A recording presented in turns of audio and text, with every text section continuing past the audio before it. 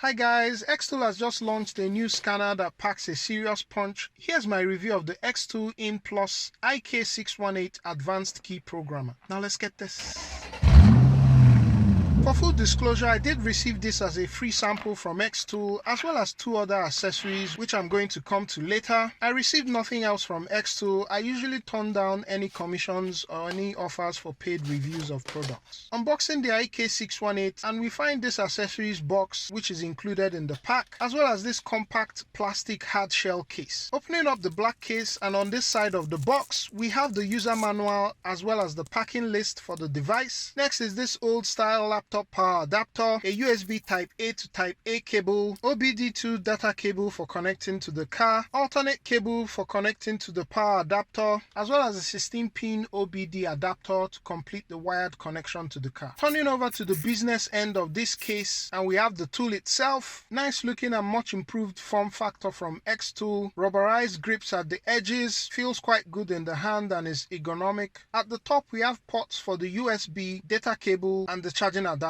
We also have the power button next to all of these. On the rear there's a speaker, there's no kickstand. Here are the specs for the device. I won't necessarily go into it in detail. Feel free to pause the video if you want to review this. Just to state that it's a 7-inch Android tablet with 2 gigs of RAM and 32 gigabytes of memory. Turning to this box that's included with the IK618, you also get the KC100 accessory, which is needed for programming or generating dealer keys for brands like BMW, Audi, Volkswagen, Land Rover, and so on. It can also be used to emulate Toyota smart key fobs and read key fob frequencies. In addition, you have these printed circuit boards or PCBs which are part of the EEPROM adapter which you have here. On some unforgiving car brands, the only way to do some immobilizer and anti-theft tasks such as reading pin codes is to desolder and attach the EEPROM chips to one of these PCBs. This can also be used for other things beyond the immobilizer if you know your way around reading and writing EEPROMs. Just to state here that the tool itself does directly read pin codes from the immobilizer on some brands without needing this EEPROM adapter. And this is all that comes in the box for the IK618. Generally, in terms of features, the tool is bi-directional, so supports active tests as well as ECU coding. I've already hooked this up to a Mercedes Benz and I was impressed by the level of access that it gave me in terms of coding. That video will be coming later, and this is in addition to being an advanced key programmer. Moving over to the car to do some demo, I'll power up the device and you have this classic animation from XTOOL. Once it boots up, you see that the interface is in classic keeping with XTOOL tablet style scanners. The main difference being that the key programming function is made front and center in this interface. Let's just start with special functions. So under special functions, you have the normal things that you would expect. And just to say that not every special function will work in your car. If you replace your transmission on some cars, you need to do a gearbox match. So for example, if I connect on this car, it gives you an option for the teaching process. So if I check that, it tells you all the different things. It takes about 10 minutes and so on and so forth. This is a 2017 Honda Accord, but we're not going to do that. I'll just click back.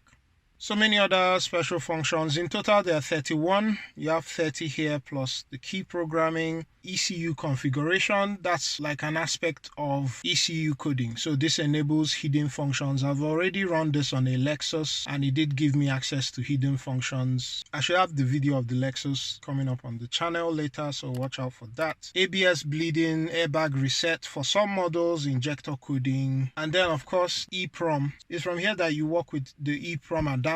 So to do some of these tasks, reading pin code, mileage adjustment is not on every car. That's it for special functions. Updates, I've basically downloaded all the pending updates except for some of these brands which I don't really work on. Nothing difficult there. Settings, this is where you adjust the language or you change the units and so on and so forth. More is, so this is where you have your diagnosis reports from. So these are the cars I've scanned so far. Data playback, if you recorded a live data session, you can play it back here. Then file manager, you use that to basically manage the files on the device. XTOOL, this links you to their website. Data view, I'm not really sure what this does. There was an update that was available yesterday, and after I downloaded that, I saw this data view. It's not really covered in the manual. With time, I'll definitely find out what it does. Remote control, that's where you get your team viewer assist from if you share your details. And then that brings me to diagnosis or auto scan. Both the same thing. Auto scan will just automatically easily detect the vehicle without you needing to select the brand and so on and so forth. If you go into diagnosis, one thing I like about XTOOL, you have this PDF summaries, so that gives you what's covered and what's not. For example, it tells you on the 1 series what's covered, what the scanner can do, and so on. That's a nice thing to have. These are the European cars. You go to Asia, you have the Asian cars, America, Chinese, Australia as well. So just to dive a bit deeper into the diagnosis, I'll just do an auto detect or auto scan. So, and it detects the VIN. It's the 16-pin connector. It's the US market. As you would expect, this is an all-system scanner, so it gives you this menu from where you can do an automatic scan to scan all the modules, or you can select the system. Under system selection, you can of course go into any of the modules. If you want to go into the engine, it gives you all these options. As I said, this is a bi-directional tool, so if you go in here, you would see all the bi-directional tests which you can conduct. Back out of there. Special functions which you have under this car. Again, all the usual things that you would expect a scanner to do. Live data. So, and that's about it for the diagnosis. And lastly, you have the key programming, which is like the specialty of this tool. So again, those PDF summaries gives you a summary of what's supported and what's not. Like access to key programming varies by market, which is why a lot of manufacturers, when you're planning to buy a tool, they'll ask you for your VIN number. So you would notice that from the legend here, the empty circle tells you that everything is supported by OBD. The blacked out circle tells you that yes, it's supported by OBD, but you need some additional accessories and so on and so forth. For example, if you look at the Toyota Camry for the Chinese market, under all keys lost, it's partially supported. You need to do some disassembly to complete that process. That's for the Chinese market. Let's go to the US market.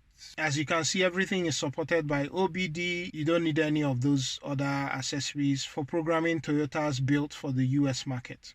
Same goes for the Mercedes. If you click on the document, it gives you a similar thing, what's supported, what's not, and where you need accessories. When it comes to advanced key programmers, they usually support additional accessories which extend the programming capabilities of the device. And for the IK618, I also received 2 of these optional accessories from XTOOL, which I'll quickly cover. The first accessory is the KC100, which may be required to read and write Mercedes infrared keys, as well as some BMW keys. Beyond programming keys, this can also be used to read and write certain main control units, EEPROM chips, as well as ECUs. Unboxing this, you have the KC100 device itself, as well as a bunch of accessories, various cables and PCBs for connecting to chips and ECUs. Very important is this Mercedes infrared key module data collector, which can be used to read the immobilizer data. You typically connect the KC100 to the IK618 through the USB port, and those procedures that require this device will prompt you to do the connection when it's required. Also, the KC100 can be used to read transponder ID for keys. As you can see here, it reads the transponder ID for my Honda key. You can also use it to read key frequencies. You just have to push the FR button and then press any button on the key fob.